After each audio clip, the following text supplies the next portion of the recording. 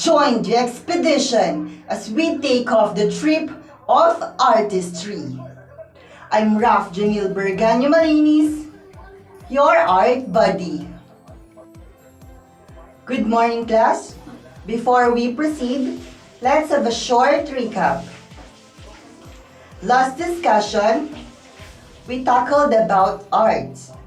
And arts is the expression of ideas and emotion through a physical medium, such as painting, drawing, dance, music, and many more. Bring out your notebook and ballpen with you and take down note. Reminder class that you have to sanitize first. Now, I will show pictures and you will guess it.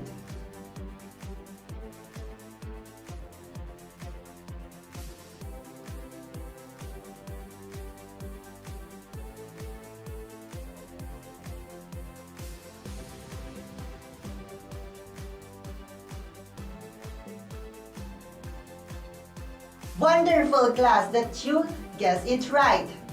First picture we have the Mona Lisa. Second is the Starry Night. Third is the girl with the pearl earring. Now I have a question, class. What comes first in your mind when you saw the pictures? That's great! Painting. Painting of the most famous painters in the world. Let's have an activity. Are you ready, class? If that's the case, the activity is called Decode the Code. I will read the instruction. You need to decode the code. And how to decode it? It is based on the alphabet. A is equal to 1 and B is equal to 2 and so on. And there will be a corresponding letters after you decode it. And after that, you will get the correct answer.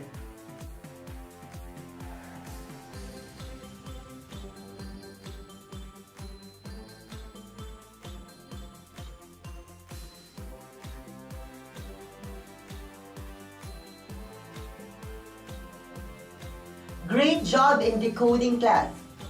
Now, based on the activity that we had, our lesson for today is all about coffee painting. Are you ready to go on the trip?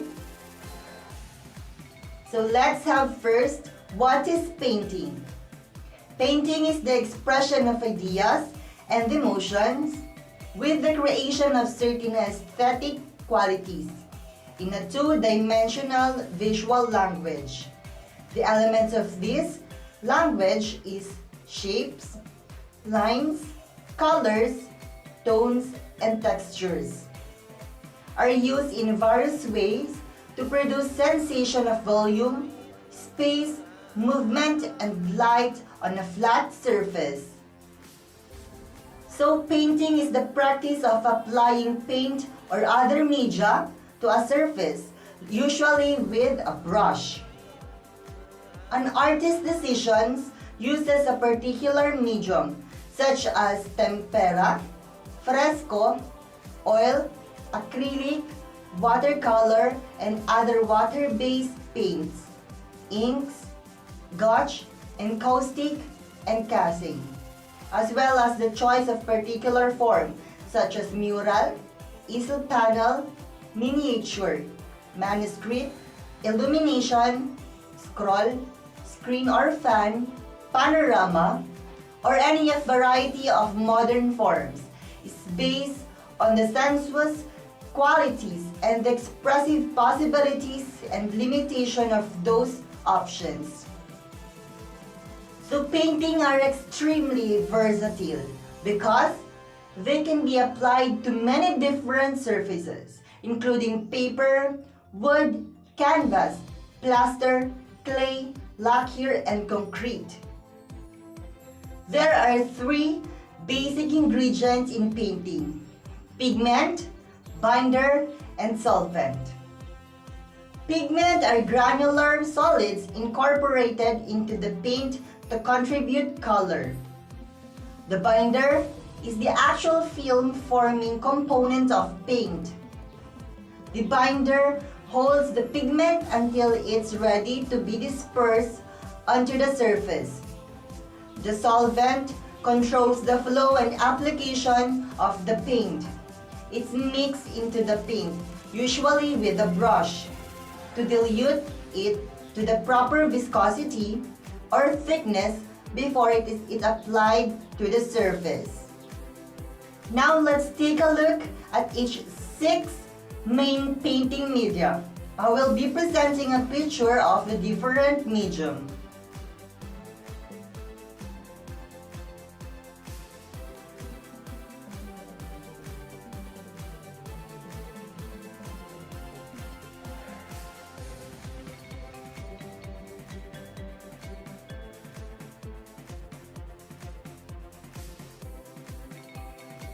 Did you get it, class? That's good. Now, the 3 pictures on our activity is the Mona Lisa, the Starry Night, and the girl with the pearl earring. The 3 pictures that I showed to you earlier are the 3 most recognizable painting in Western art history, even in the world. Let's refresh our knowledge with that. We have the Mona Lisa. It is painted by Leonardo da Vinci, and it was painted between 1503 and 1517. Second, we have the Starry Night by Vincent van Gogh on 1889. And third is the girl with the pearl earring by Johannes Vermeer on 1665. Did you get it right? And refresh the mind. Now let's move on to the aesthetic coffee painting.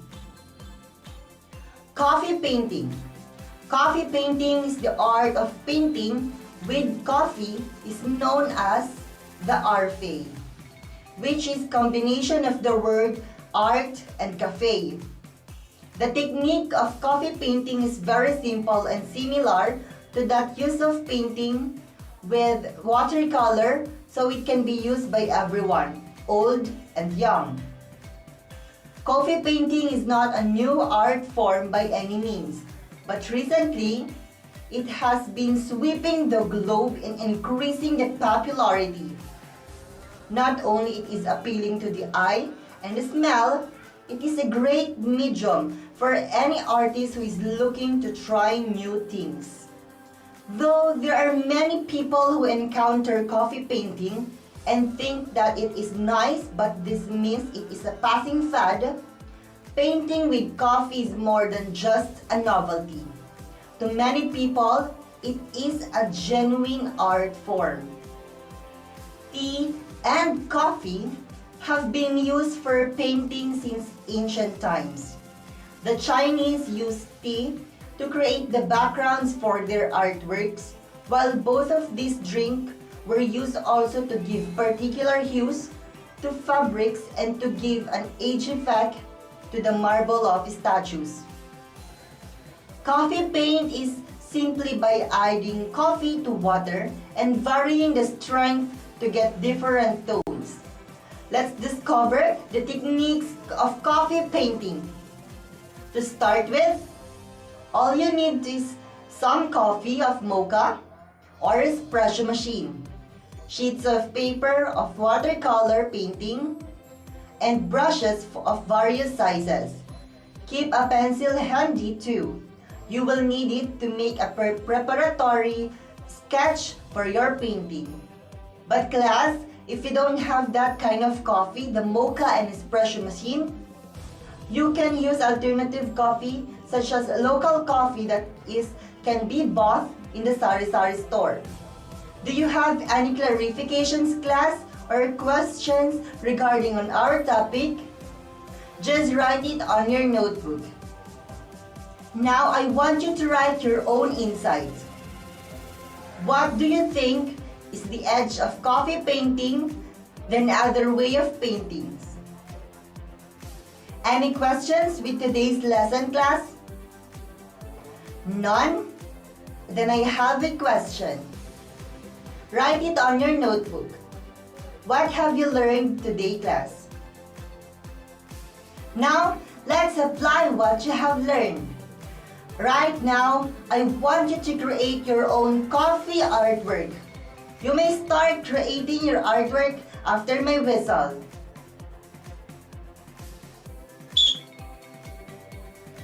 Don't panic, class. That serves as your assignment. I will collect it on Monday during our home-to-home visitation. Any questions, class? If none, prepare any music instrument and next meeting, let's have a music lesson. Is that clear, class? And that ends our lesson for today. I hope that you gained a lot of information from art, painting, and the coffee painting. Again, I'm Raf Jamil Berganyo Malinis, your art buddy.